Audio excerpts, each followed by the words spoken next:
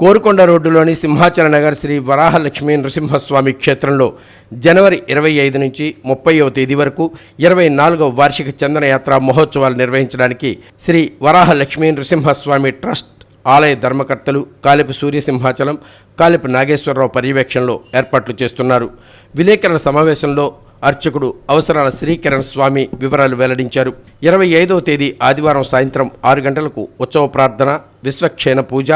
పుణ్యావహచనం, ఋత్విక్వరణం, రక్షాసూత్రం, అంకురారోహణం, వైనతేయ ప్రతిష్ఠ జరుగుతాయని తెలిపారు. 26వ తేదీ సోమవారం ఉదయం 8 గంటలకు ధ్వజారోహణం, గరుడ ప్రసాదం, యాగశాల ప్రవేశం, నిత్య హోమాలు, నిత్య పూర్ణాహుతి, సంతాన సాఫల్యం కోసం గరుడ ప్రసాద వితరణ,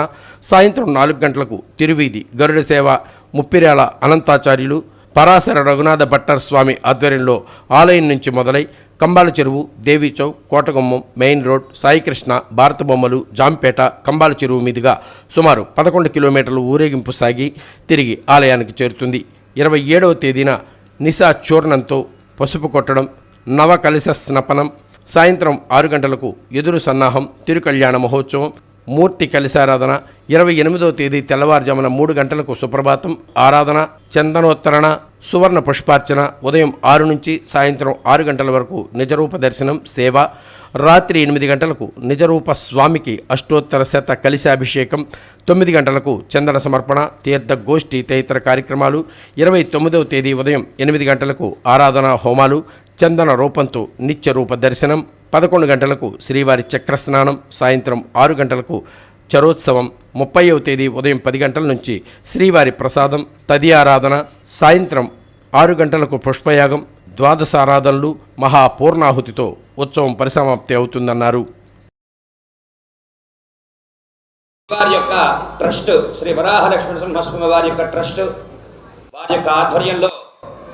అంగరంగ వైభవంగా ఏర్పాట్లతోటి భక్తులకు ఎటువంటి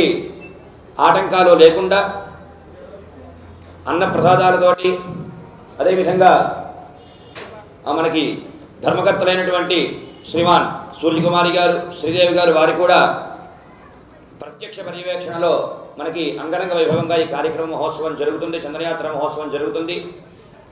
భక్తులంతా కూడా సంయమనంతో చక్కగా శ్రీవారి యొక్క చందనయాత్ర మహోత్సవంలో నిజరూప దర్శన సేవ చేసుకుని స్వామివారి యొక్క అనుగ్రహాన్ని పొంది తీర్థ ప్రసాదాలు స్వీకరించి శ్రీవారికి చందన సమర్పణ చేసి అందరూ కూడా తరిస్తారని ఆశిస్తూ భక్తులకు అలాగే మీడియా విలేకరులకు అందరికీ కూడా శ్రీవారి యొక్క అనుగ్రహం ఎల్లప్పుడూ ఉండి స్వామివారి యొక్క సేవలో అందరూ కూడా